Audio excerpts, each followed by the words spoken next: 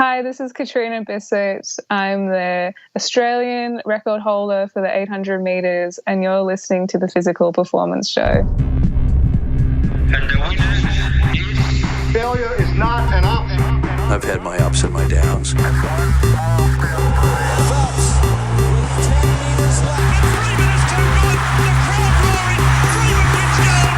I think it's an absolutely breakthrough experience.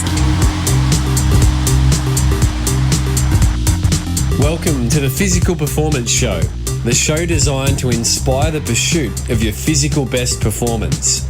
I'm your host, Brad Beer. Listen in as we delve into how the world's top physical performers achieve their success, as well as the highs, the lows, and the journey of getting there. Let's get ready, set, let's go. Welcome to the Physical Performance Show, brought to you by Pogo Physio's online telehealth consultations. I'm Brad Beer, sports physiotherapist and exercise scientist by trade and training, and founder of Pogo Physio. Each week, we'll bring you the latest and greatest information and inspiration designed to help you perform at your physical best. Of course, we do this across the range of our different episodes: interest editions, coaches' corners, expert editions, and featured performers. And after a roll of 4 expert editions, we return this week to a featured performer episode featuring Catriona Bisset, Australian 800 metre national record holder. And as per usual, Catriona will share around her highs, lows, and many learnings from her career to date. Catriona shares around dealing with athlete pressures, navigating this difficult time that we all find ourselves in, working through an eating disorder as an adolescent athlete, which ultimately, combined with the pressures she was dealing with, led to a 10-year hiatus from the sport, and a return to become the 2019 Australian 800 metre champion. Catriona shares around the concept of being the CEO of our own bodies, the importance of strength and conditioning for both performance optimization and also injury prevention and rehabilitation, overcoming pre-race anxieties, switching our minds off when we race, the concept of treating our bodies with kindness, and of course, Catriona survives the physical performance round and issues a fantastic physical challenge for the week. Get ready for the highs, lows, and learnings. Here is my conversation with Australian 800 metre national record holder, Catriona Bisset.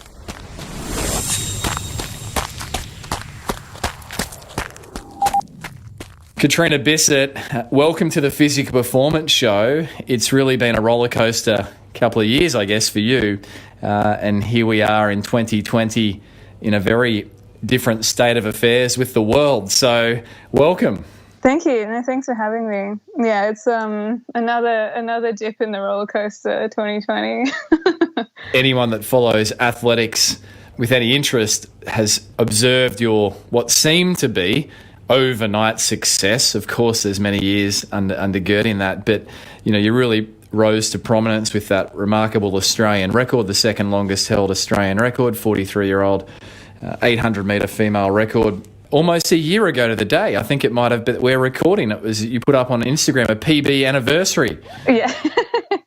I know, isn't it sad? The only things that we can post on Instagram now are just like, remember 1 year ago, 2 years ago, remember when we were still allowed to race.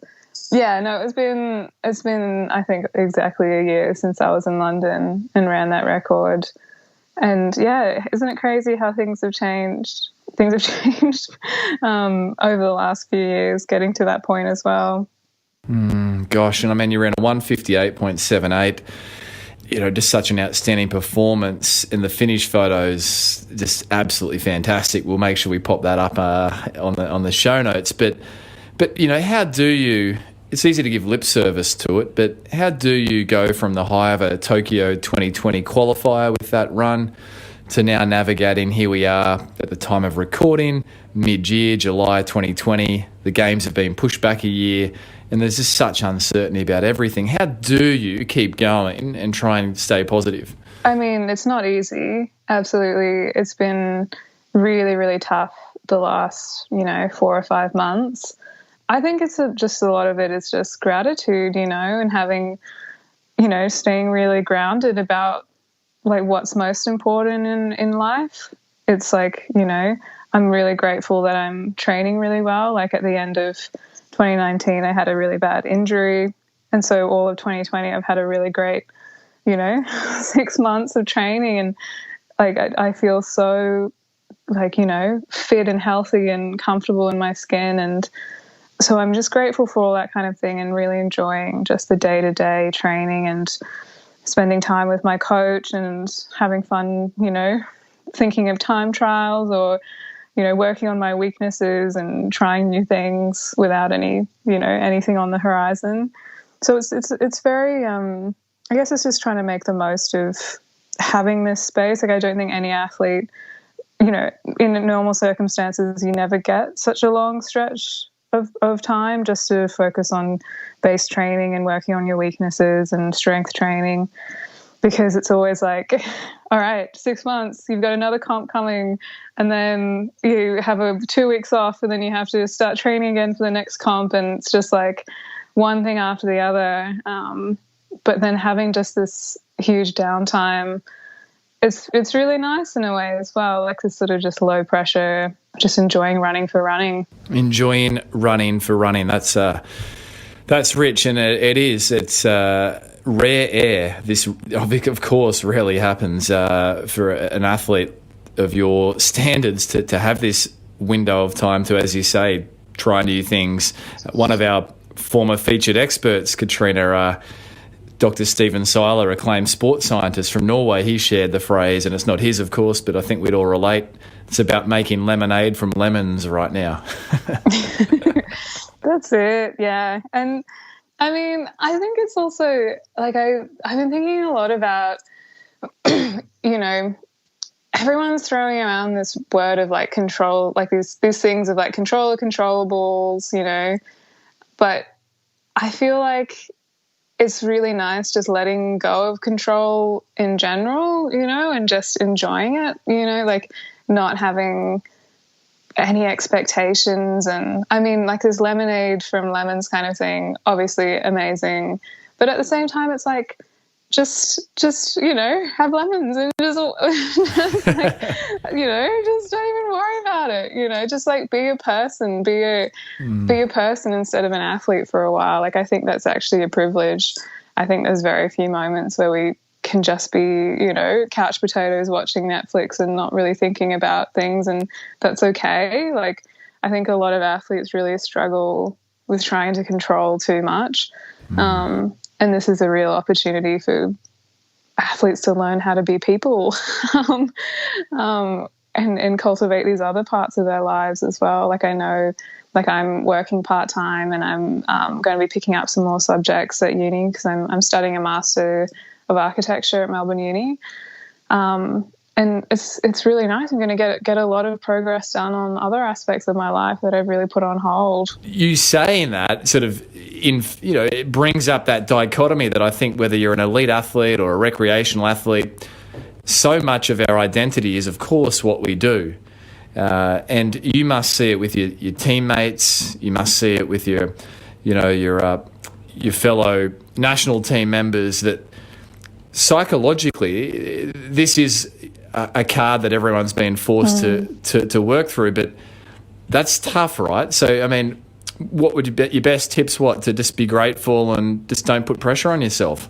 It is really, really challenging. Like you say, like so much of our sense of identity, sense of purpose is tied into performance and competition and seeing your progression. And yeah, you can see it in a lot of athletes. There's just sort of sense of, walking around aimlessly, not really knowing what's happening. Yeah, absolutely. It's a real challenge, I think. Sorry, so the question you're asking is around advice on this kind of emotion, or? Yeah, to the listener of the show, you're walking through it at obviously the pointy end of performance as a professional elite athlete, national standard, to the everyday Catriona non-elite athlete who's going through changes in their own world with work and business or whatever else it may be. What advice would you share? Is it just that along that same theme of being grateful? I think so. I think just sort of looking at what is going really well, like for myself, for example, like I think of my dog. I think of my boyfriend. I think of like how I'm fit and healthy, and I have access to a warm house and any kind of food that I want, and all this kind of thing. And yeah, it's just that kind of being grateful for what you've got at the moment, and then being hopeful for the future, and not being too, I don't know, just having these, like, still having these long-term goals and setting up for those goals and that sort of thing. Like, what I was saying at the start of working on things that you've never had the opportunity to work on before, that you've never had the time, like hobbies and different things like that. Like, for example, I'm doing a lot of speed training at the moment, like working on my technique and my leg turnover, because I have a very slow, big, lopey stride, and I'm trying to speed that up a bit to add some speed into my 800s. And this is something that I've never really had time to dedicate to before, and that's going to really help me, for the next, when things start happening again, it'll be this new tool that I've developed. Yeah, so I think it's just a combo of that sort of stuff. Oh, that's a great practical example. And Catriona, this show's about the highs, lows and learnings, and we've pretty quickly covered a high, Australian national record, and we've pretty quickly jumped to a fair low. You did mention, though, before we move off the lows, if you like, that you, at the end of 2019 or going into the start of the season, you had a significant injury. I believe that was a bone stress injury. What did you learn through that process as an athlete? I think for more context, so I had this fibula injury. So that's my left ankle. And yeah, so it was a bone stress injury, and I actually picked it up like just after running the record. So I was having symptoms for maybe a month before I got a scan on it, and I hadn't had the opportunity to really look into it because during that month was my big European campaign, and I was racing and running, winning races, and I won the World University Games, and then continued my winning streak and got the national record. And well, I came second in that race, but I consider it a win for the record, getting the record. But yeah, so you can even see in photos from that race, I had strapping tape all up my left leg. And it was one of those things where I was like, I'll deal with this when I get back to Australia. And I had about 2 months or so until the World Championships in October. So I got back to Australia and had a scan on it. Turned out I had a fairly serious stress reaction. And I was told I had to take a few weeks off, completely no running, and which is just a horrific thing to be told when you're, only a couple months from the biggest race in my entire life. And especially just coming off having such a great European season. It was a really tough time. And I think, and then going to the games and to the World Championships and running fairly poorly, but, going through the whole effort of trying to get to the start line. And yeah, it was really tough. It was a really, really tough few months. And I think I learned a lot about where my limits were. Like, I think going into the World Champs, I had this real sense of urgency, this kind of like, this is my first championships. I need to be here. I need to run. I'll do anything it takes, And so by the time I got to the championships, I was completely exhausted, just by, just mentally keeping it all together. So I think I learned a lot there in terms of thinking about, the mental side of things as well as the physical. It's like I might have physically been able to go to the championships, but I think the emotional pain that I went through, I'm not sure I would do that again. So it was a lot of learning about where my limits were. And I think that's just such an ongoing process. Like, you can never really know in the moment. It's just learning the self-awareness and these management tools that you can use later on when you're faced with a similar situation. And so I think I had a couple of months of I had about, I think, 2 months off after World Champs to rehabilitate the ankle. And then so that brought me to around December, January, where I started running again. Yeah, and I thought it was just my first few races in January and February. I just felt this intense sense of happiness and confidence and, you know, just pure gratitude of being fit and healthy and having, you know, that feeling that your body is this amazing machine that can heal itself, you know, that it's healed this injury and it's healed me emotionally. And yeah, and then going into these races, I just felt really happy to be there, you know. And I mean, I think I've definitely still continued having that gratitude for what my body can do coming into this block of training where there's kind of no end to it. It feels very much, I've learned to really appreciate my body, I think, going through that really tough period. I can't move past the psychological resilience this last period for you must be building.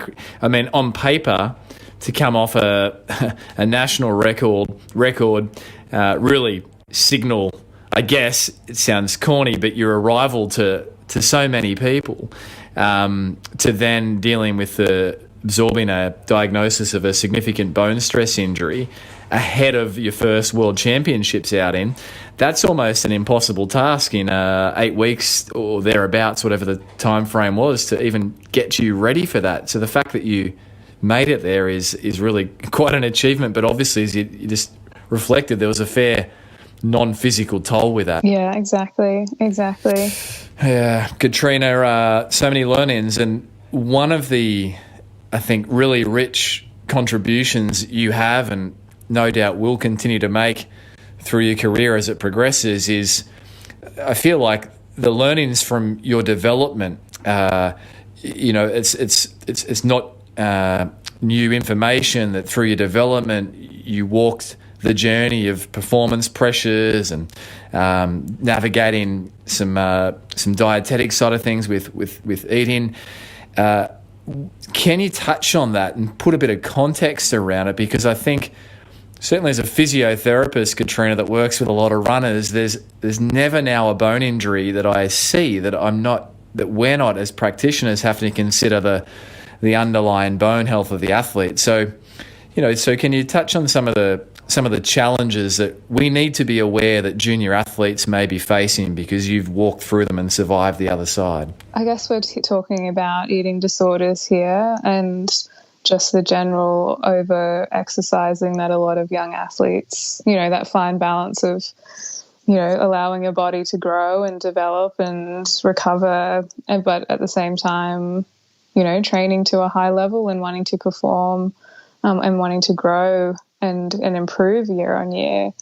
I think it's a tricky one. I think it's just very much, I think, like reflecting on my own story. So I, you know, had a good like I started athletics when I was like 6 years old at Little A's and really fell in love with athletics then. Like I did all the multi-events and I was originally a sprinter. I did the like 100, 200, 400 and long jump.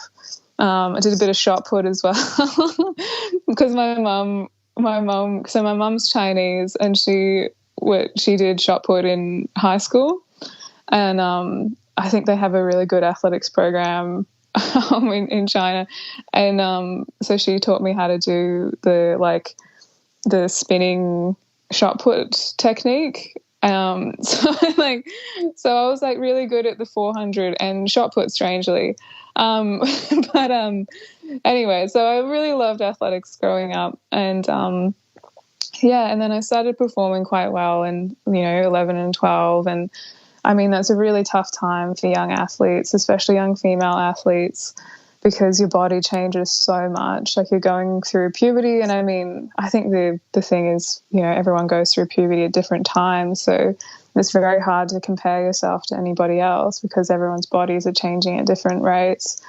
So I had a lot of trouble during that period, like figuring out like how I could continue running, and started developing an eating disorder around that age, around sort of my young teens, which I think is a not an uncommon experience for both male and female athletes. So I ended up taking a really long time away from the sport and returning to it as an adult. And I think in some ways I luckily missed out maybe the most dangerous period, which is around, 16 to 20, where athletes transition from being a junior athlete to a senior athlete. And that's probably one of the hardest transitions in terms of wanting to, improve, but also, it's really tricky because your body is still changing during that time. And just growing into an adult body. And I think both men and women experience that. And there's a lot of pressure because when you're younger, you're typically a lot smaller. So you might have a few years where you're not running as well, and then you start thinking of like, well, when I was running well, I was a lot smaller. And so there's that idea that being smaller, eating less, training more will improve performance. And it's one of those tricky things where there is evidence that being leaner does improve performance, but it's just such the tip of the iceberg kind of situation where that leanness, if you're doing it correctly, where you're healthy, you're eating right, you're training right, you have the correct support, et cetera, you have a good hormonal balance, like that leanness can be healthy. But when it's leanness for the sake of leanness without actually fueling yourself correctly, overtraining, that's when you can have some serious performance issues and long-term health issues. I think a really big one for young women is, amenorrhea, losing your period, and that can be something that, is hugely impactful for your life, for your life going forward in terms of having children and bone stress, all that kind of stuff. So it's I think I because I took so much time off running during that period, I think I'm quite lucky now that I've been able to continue running at a really high level as an adult, like with an adult's body that isn't growing anymore, and it's strong and healthy because I've spent so much time looking after it. After I hadn't looked after it for very, very well when I was younger. But yeah, it's interesting. Like I feel like I have this conversation with almost every one of my peers, every one of my female athletes, whether they're amateur or elite. We all have these same pressures and same confusions and different levels of education on this topic. And of course, very different bodies. Like everyone's bodies are going to be different. They're going to react differently and change at different rates. We hear of this eating disorder label, and I don't think it's always contextualized or fully understood. In my work, I don't think I ever see an endurance athlete or an athlete that's injured that doesn't or know of an athlete that at some point probably doesn't manipulate their eating with a performance outcome in mind, whether that's I won't eat quite as much there because I'm aware that I want to climb that hill quicker on the bike or running. And if you think about that by terminology, that is a sign of disordered eating or orthorexia. And an eating disorder is, diagnosed as such. In your specific example, did you go down a diagnosis pathway, or was it just you became aware that this isn't probably in my best interest for health? Yeah, I think what you're touching on there is really interesting. So I think all athletes have a unique relationship with food just because it is so closely tied to performance. But there's definitely a difference between disordered eating and having an eating disorder, I think. And I mean, it's a very, very blurred line between the two, especially in a sport like athletics or cycling, where, leanness is seen as this ultimate goal. Sorry, I lost track of the question.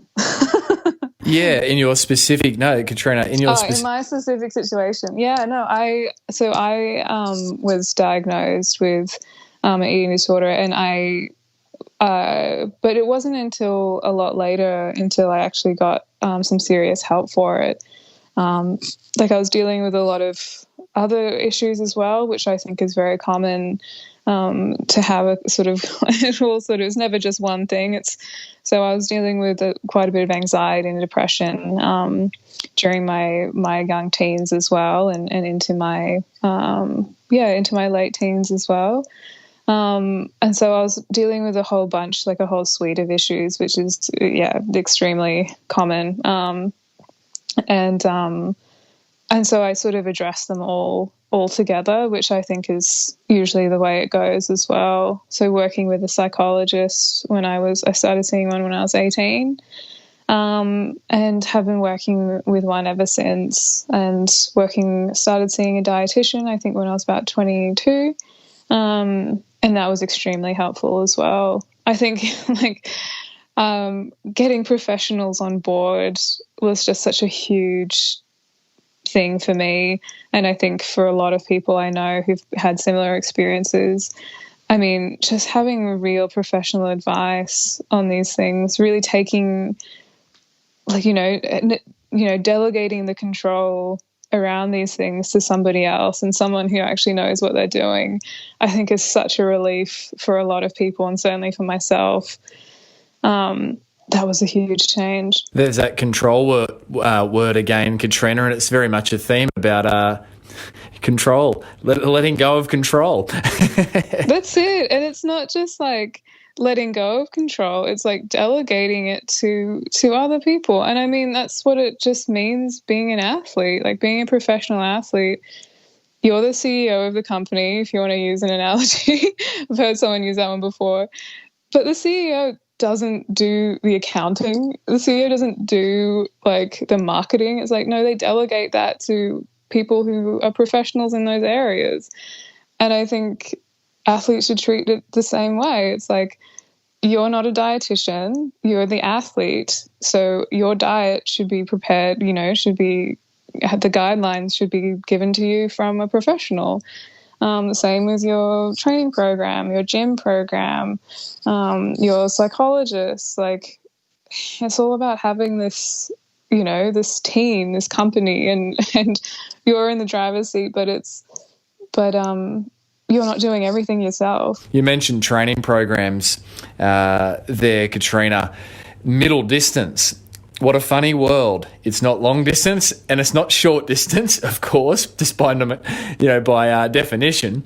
How would you describe this middle distance training world? Like, looking from the outside in, it's quite fascinating. It tends to be you either have middle distance runners that do a bit more volume, or they do less. How do you make that? How do you see the world as a middle distance athlete? I think you described it well. It's this really special. It's a very unique space where you get a whole collection of different kinds of athletes. So you can have the very much aerobic based, 8:15 5K runner. And then, the 15 5K runner, basically, or then you'll have the 800 meter and 1500 meter runner. And then you'll have the 400 and 800 meter runner who rarely does anything longer.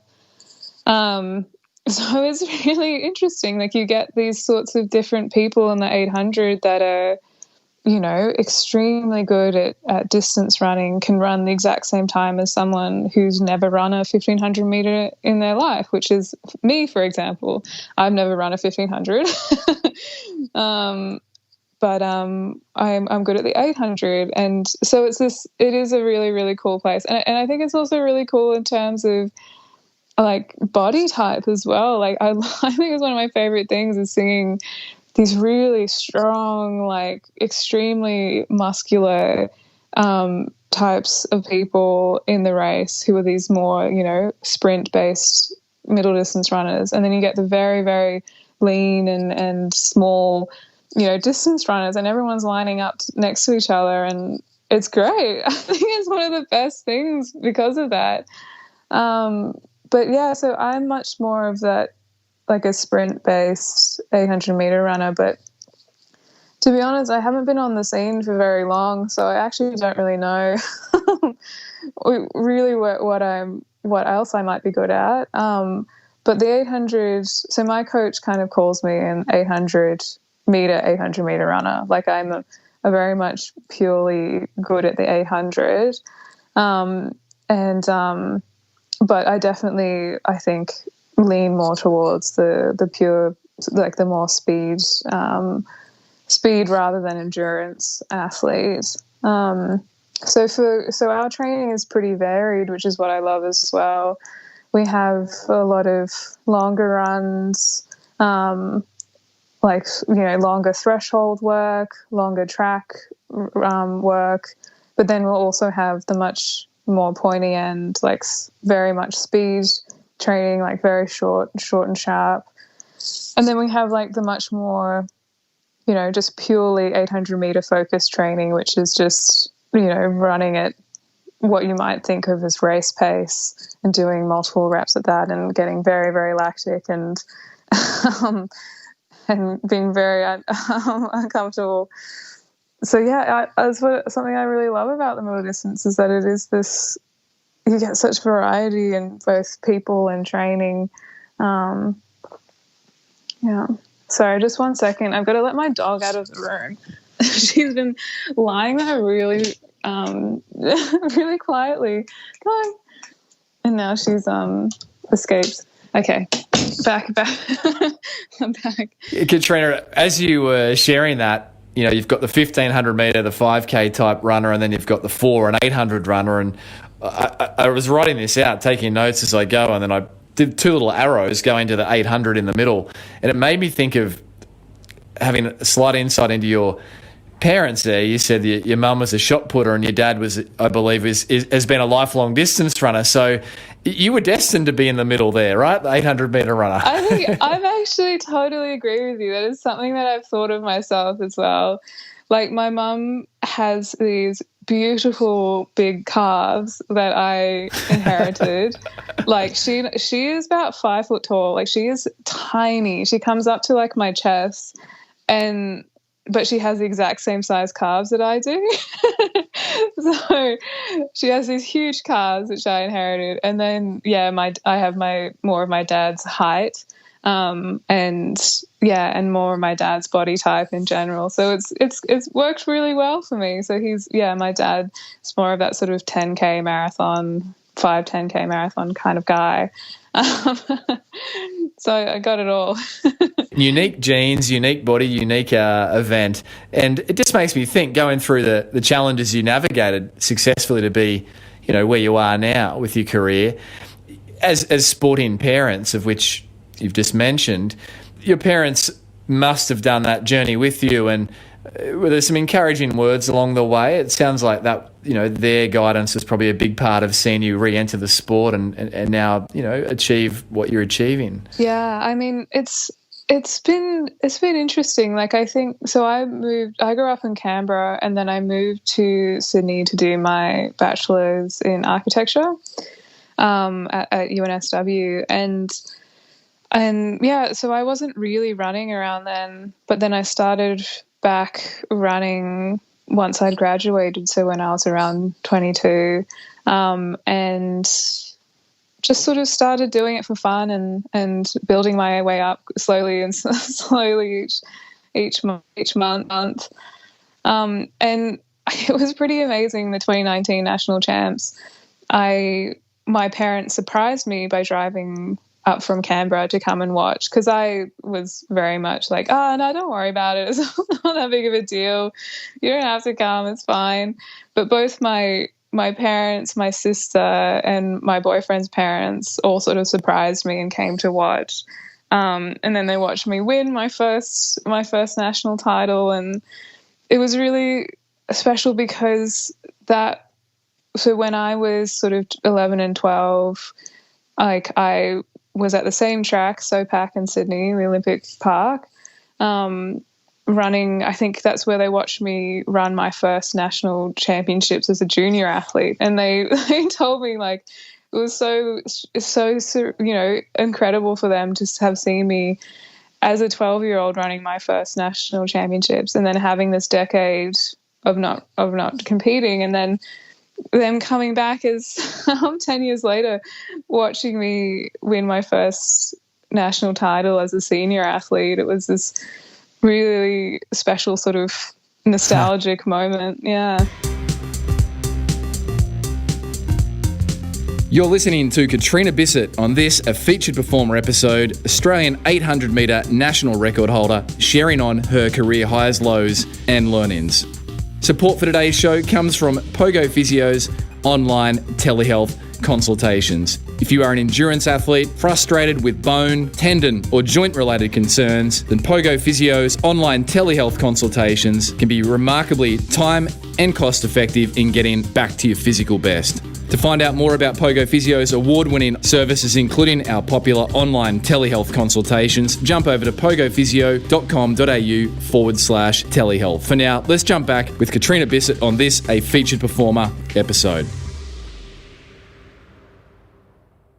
Catriona, a couple more training principles before we jump into a performance around strength and conditioning and pre-race rituals / dealing with anxiety levels, which every athlete deals with in different ways. Strength and conditioning, any tips you'd share there to the listener of this show around the importance of that and what role it can play in performance? Yeah, no, it's been huge for me. So I work with Tony Sefton at the Melbourne Uni Melbourne Uni Sport, and I actually, so one of my huge motivators to start competing again when I was like 22, 23 was that I knew I was moving to Melbourne to do my master's, and I knew I had to be a national level athlete to have access to strength and conditioning at Melbourne Uni. And I hadn't ever done strength stuff before, and I felt like it was this huge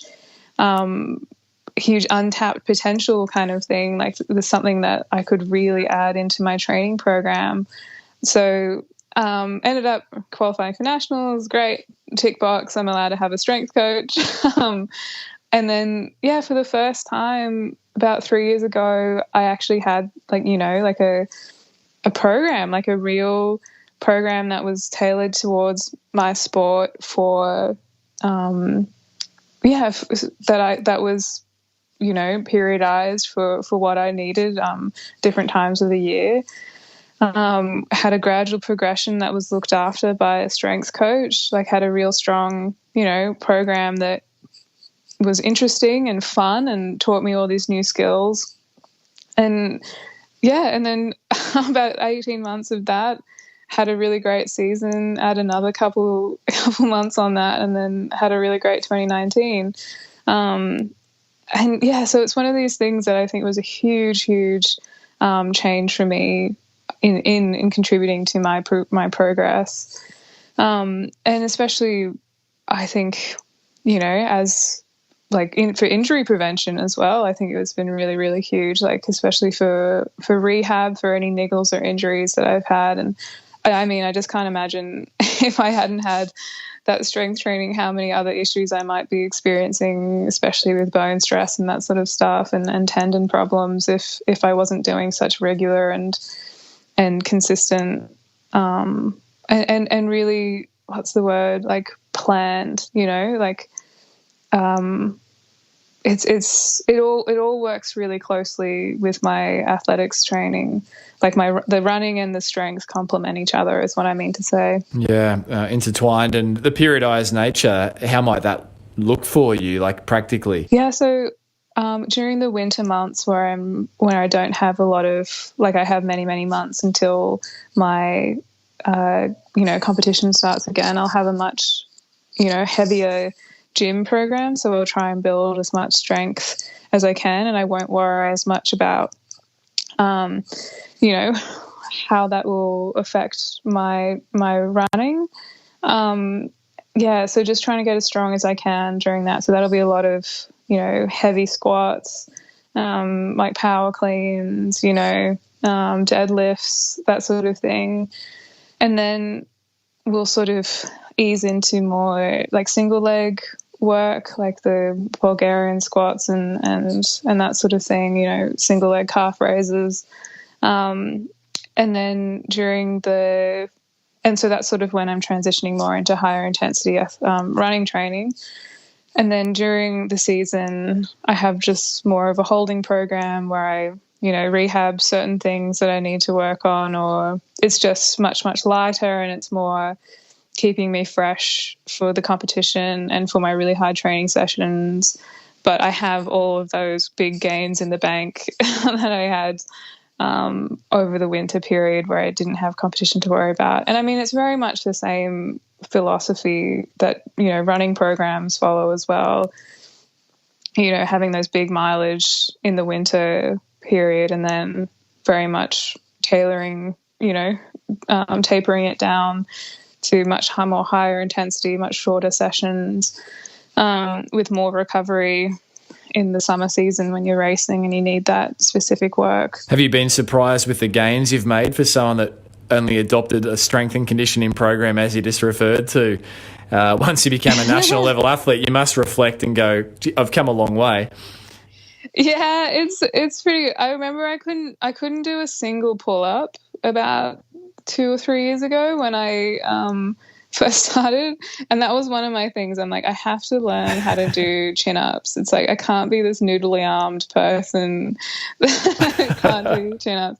So that's been a huge thing. So now I can do multiple sets of 6 or 8 chin-ups and just bang them out, and it always makes me feel really like, man, I've come a long way from that person who couldn't do a single chin-up.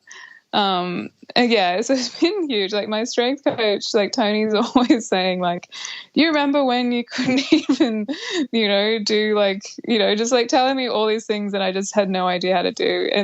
But at the same time, it's like Tony's been telling me about, how it takes, 5 to 10 years to really learn how to do this sort of stuff, like learn how to, there's so much technique and muscle memory and stuff in gym programs.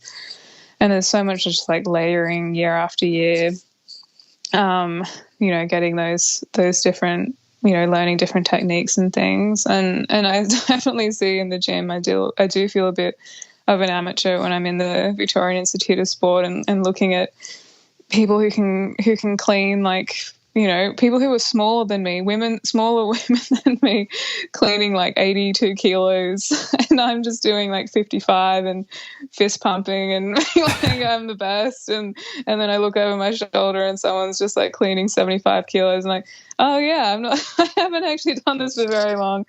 I do have still quite a long way to go.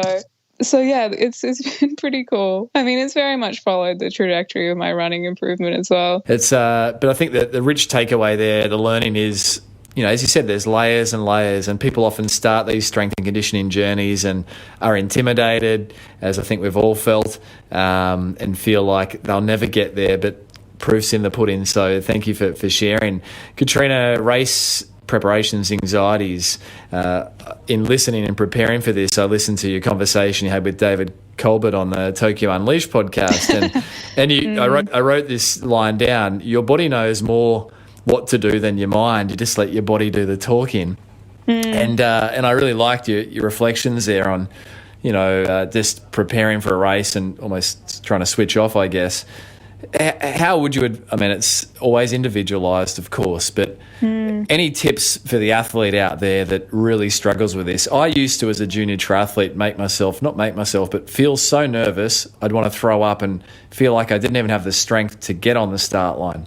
And it took years to unwind that. So what would be your learnings or takeaways there? I think the biggest change that I made was writing out in extreme detail in a 15-minute increments exactly what I was going to do in the 4 hours before the race. So I would write down, so I have this full-on spreadsheet.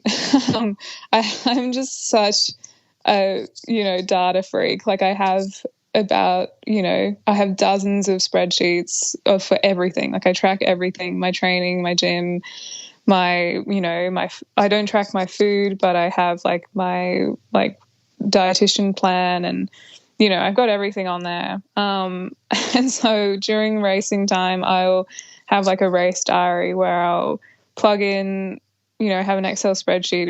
Okay, so I'll be like, what time is my race? It's at 6:48 on, in Canberra, 6:48 p.m. And I write that down, and then I just subtract 15 minutes until I get to about 4 hours. And then I just fill in exactly what I'm going to do every point in time. So, I'll start my warm up in an hour before, and, I'll eat a small meal 3 hours before, and, that kind of stuff. And like, I'll even plan, I'm going to have a handful of gummy bears, 45 minutes or whatever. I can't even remember what I wrote down, or being like, I'll have, a sip of Gatorade, I'll get into really fine detail. And I find it just takes away so much of my anxiety, because I don't have to think anymore. I just open up this spreadsheet, and then I'm like, okay, at 5 o'clock, I'm driving to the track. And then I just keep an eye on my watch, and I can, read a book or something. And then it's like, okay, it's 5, I got to go to the track. And then I just sit in the stands, and then it's like 5:15. Okay, I'm going to go and start warming up or whatever. It's like, I found that, it's because so much of the anxiety is just like, oh, should I do this? Should I do that? How much time do I have? How much, I found that really, really helpful for me. And yeah, like you're saying with that quote around, I think that's exactly, contributes to this idea that I just need to turn my mind off a little bit. Well, not turn it off, but just turn the volume down, and just let my body just go through the motions, because I know once I've warmed up and I've done strides, all the tension will start leaving my body, because I know how to do this. I feel strong, and but it's just a matter of getting to the start line in some cases. I remember even for my national record in London, I just distinctly remember being so nervous that I couldn't even hear what people were saying to me. I was literally copying what other competitors in the call room were doing, because I was so nervous I couldn't think straight. So I was watching, other runners putting their bib on, and I'm like, okay, I'll do that too. I'll put my bib on. And then they're starting putting their numbers, their hip numbers on. I'm like, okay, I'll put my hip numbers on. And then they all start getting up and walking around, and I was like, okay, I'll do that too. And just, it was I was just so nervous. And you're just following people, and you just walking out into the stands. It's for me, it's all about just getting to the start line, and then letting your body do the talking. Exactly. That's a great practical tool. Is that something you just learnt yourself about the 15-minute increments, or was that a technique shared by a sports psychologist, etc.?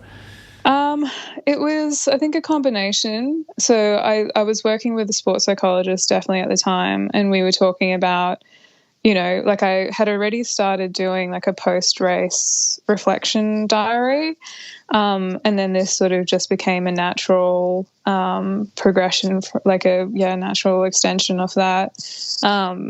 where I think I can't remember exactly, but I think like he had obviously known how much I enjoyed data and spreadsheets and how comforting I'd find it. So it definitely worked really well for me.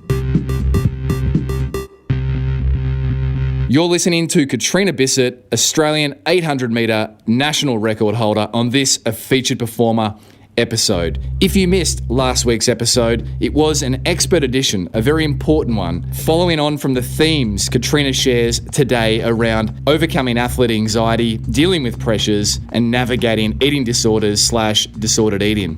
And it featured UK-based sports and exercise psychiatrist Dr. Emmett Mystery. Dr. Emmett Mystery shared around exercise addiction, when does it become pathological versus well-serving, and so much more. There's been fantastic feedback about his expert edition. Here's a little snippet of my conversation with Dr. Mystery. It's a responsibility of the MDT, it's a responsibility of the team to think about how we manage that. And the best example I've seen is some of the Scandinavian countries. So from the outset, the athlete, they have a strict contract where they say, if you engage in disordered eating or exercise, you're over-exercising, they have ways of amending the training. So they'll say, look, you need to take a break now because we signed this contract where you're deviating from the policy. And I think that's a proactive way of trying to prevent, the things we've mentioned already in terms of osteopenia, osteoporosis, and females losing their periods, because that's not physiological, it's not normal. And I think we need to prevent problems rather than it going further down the line, where we're now trying to kind of correct things which should have been addressed years ago.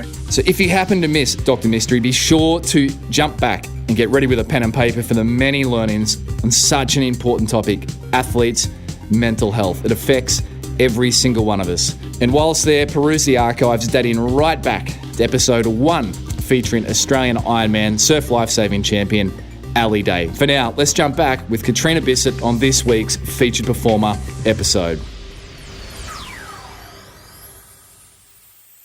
Catriona, we are in the final straight. Are you ready for a performance round rapid fire questions? Yeah, I guess I'll let my body do the talking. I don't know, I'll just try and react to things. Well said. Training session most disliked? I don't like fartlek. I'm not very good at it. So fartlek is like the change of pace sessions. So sessions where you're doing 90 seconds hard, 90 seconds float, and this sort of continuous surging and floating and surging and I'm just, mate, I'm a sprint based 800-meter runner. I can't do these sort of 5K training sessions. Training session most loved? I love, I think I love hills the most. I know that's a very controversial thing to pick, because I would say that's probably most runners' least favourite training session. But I find it really easy to push myself in those sessions, and I always find it really satisfying. And we're always doing it in a really nice place. We're always doing it on some hill in a bushland area, or it's always on a Saturday morning, and then I can have a nap in the afternoon. And yeah, I think I like hills. So maybe it's not the hills, it's the scenery and the nap, I think. And an example of the hill session, Catriona, might be what? So our typical one that we're doing in winter is we have this hill in Wattle Park here in Melbourne, and it's this long sort of 350, 60 metre hill. And we would do about 8 of those quite hard, and then a slow jog back down the hill. So it'll be about a 3-minute rest, slow jog. And then we do 8 of those, and it's pretty tough. I get pretty lactic, to be honest, at the end of those. And favourite meal, pre-race meal, Catriona? Pre-race meal, I think, some of my favourite pre-race meals are when I'm in Canberra hanging out with my parents. And so my mum will make me rice and some Asian dishes. And it's just something that's always really sits well in my stomach. I feel rice is this low GI food, and it's like so easily digestible, and it's so comforting having this food that I grew up eating. So to be like rice and then maybe some like fried tofu and like some bok choy that my mum's grown in her garden, and then I'll eat it in my childhood home, and then I'd go and race a few hours later. I find, and like someone else made it for me, I didn't have to make it myself. Always tastes better. Yeah, exactly. So that would be my favorite. Who is the athlete Catriona Bisset most admires, and why? So this question I get asked a bit, and the way I like to answer it is I like to say myself.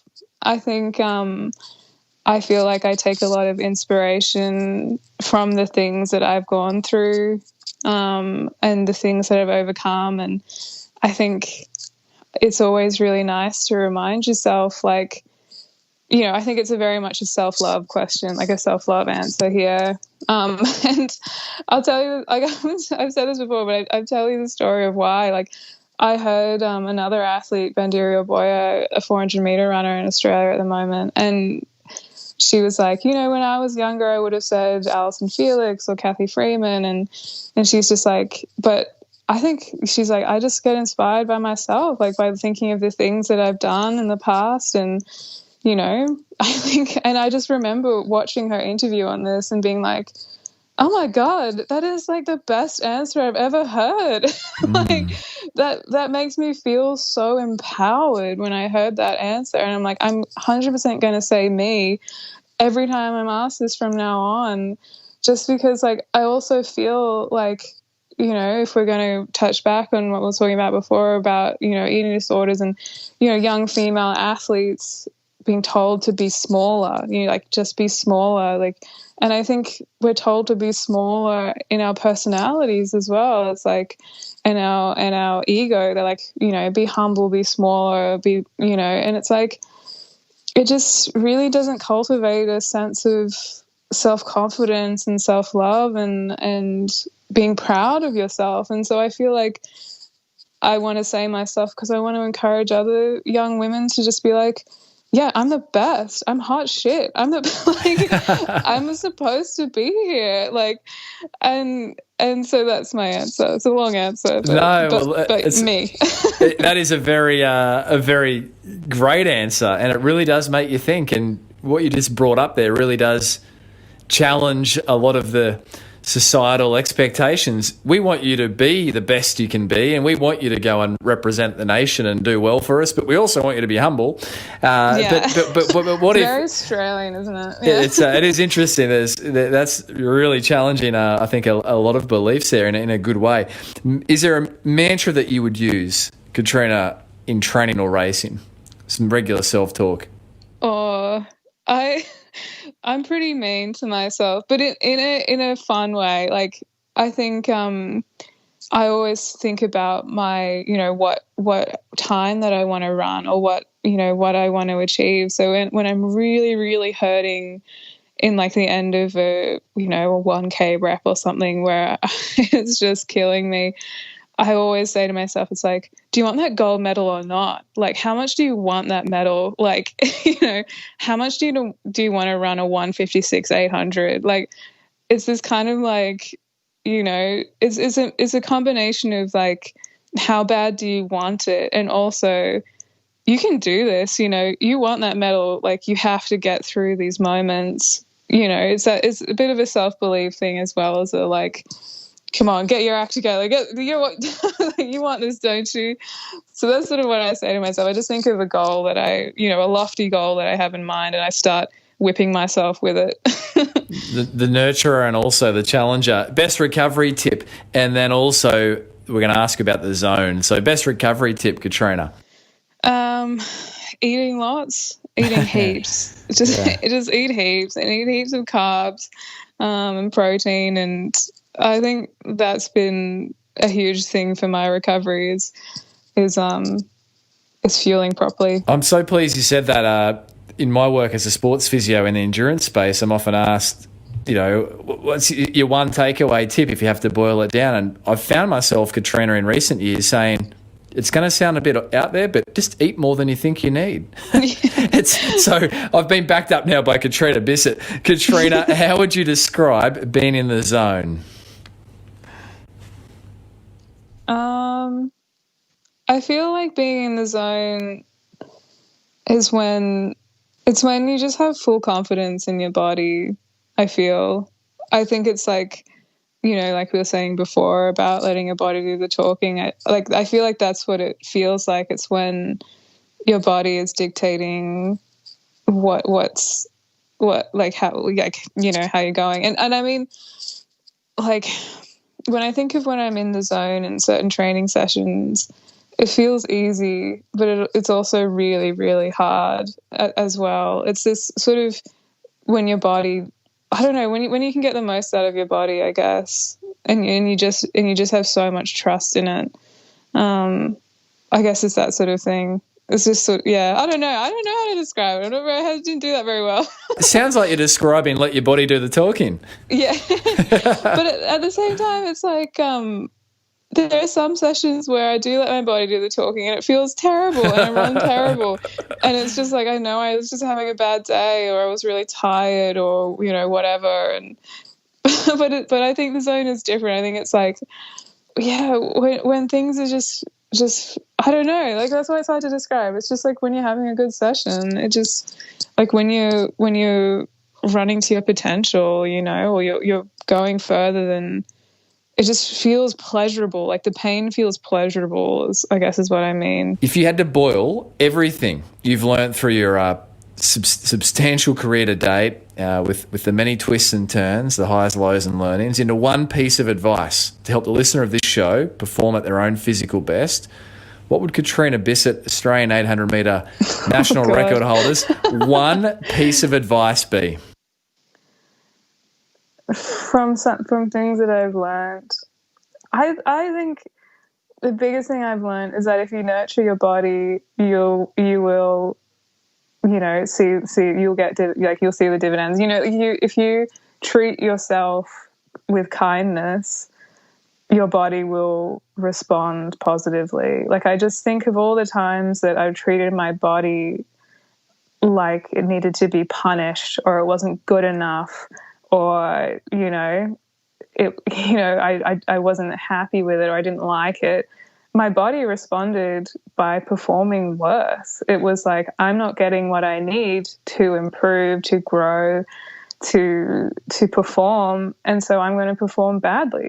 And then when I've changed my mindset and I've fueled myself properly, I've slept properly, I've been kind, I've taken those days off because I needed to have more recovery and treat my, and having those days where I run badly, but then not flogging myself the next day for it, like actually listening and saying, well, it looks like I'm tired, I'm going to have a bit of time off. And then, and treating my body, as this sort of machine where it needs input from professionals and, it needs the correct stimulation to improve. So I feel like that's my one piece of advice. It's like, your body's only as good as the love and the care that you put into it. Catriona, every guest of the show issues listeners with a physical challenge for the week. So what is Catriona Bisset's physical challenge going to be? So mine's going to be a bit woo-woo, but I'm going to say, like, on the theme of, treat your body with kindness, my challenge is, and the theme of gratitude, my challenge is when you're on your next run or your next bike ride or swim, just start, be really in touch with yourself and just list 3 things that you're grateful for your body being able to do.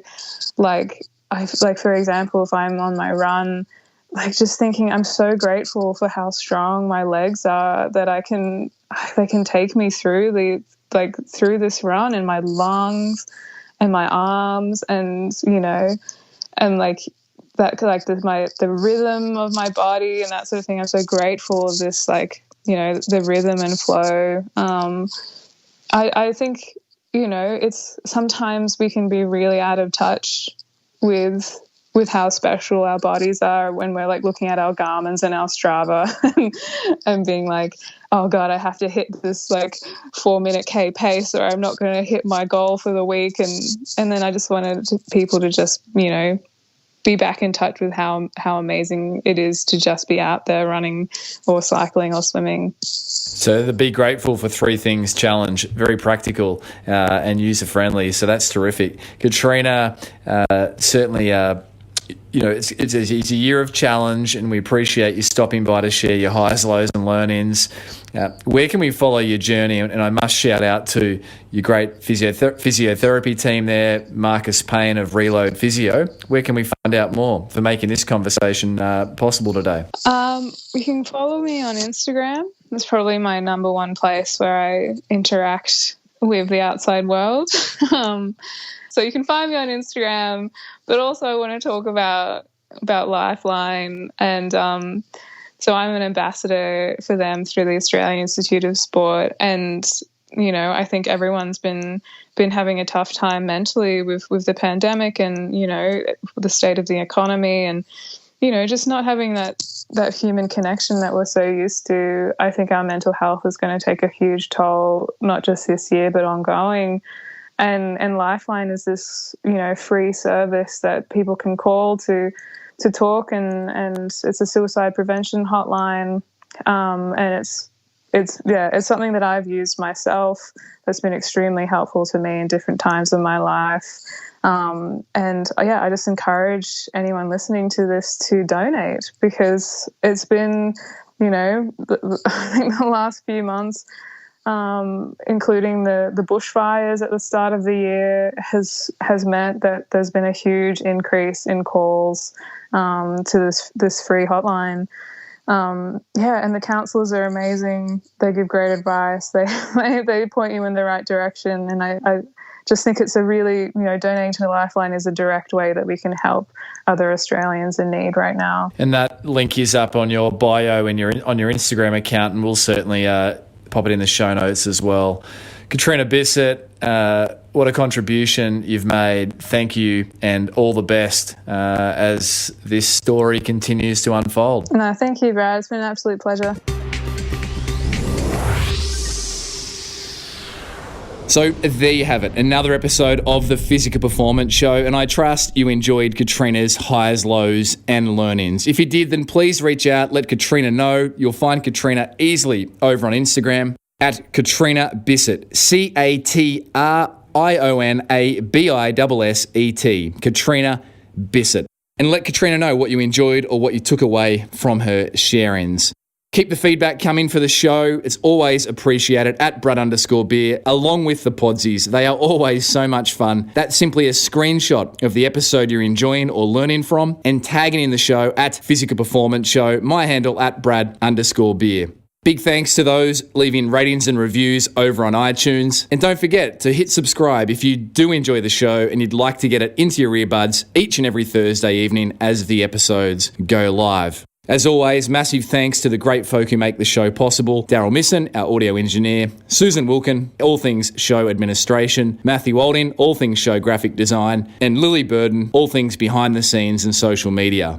Another thank you to Marcus Payne of Reload Physio in Melbourne, physiotherapy colleague of mine, for the introduction to Catriona for this featured performer episode. Do check out Marcus's team, Reload Physio, in the Melbourne, Victoria area. Now, coming up on the Physical Performance Show, I'm excited to share with you some fantastic learnings from some expert editions, starting with next week's episode 231, featuring author of a recently released all-important sports science book I think every listener of the show would benefit from, and that is Patrick Wilson, PhD, The Athlete's Gut, the inside science of digestion, nutrition and stomach distress. Now, every single one of us has had an upset with our stomach at some point, either pre-race, during a race or after a race. And on next week's Expert Edition, Patrick Wilson, PhD, shares many learnings as athletes how we can best look after our gut. And then following on from Dr. Patrick Wilson, I'm excited to share with you the learnings from Margot Mountjoy. Margot Mountjoy, is a doyen in the sports, science and medicine world. She was the lead author of the International Olympic Committee's RED-S, Relative Energy Deficiency in Sports Guidelines. She's a medical doctor, and during Margot's Expert Edition, we focus 100% on how to recognise, treat and avoid low energy availability states in athletes. That is RED-S, Relative Energy Deficiency in Sport. They're two must tune into Expert Editions coming up next week and the following week on the Physical Performance Show. Until then, keep pursuing your physical best performance. I'm Brad Beer, and this has been the Physical Performance Show.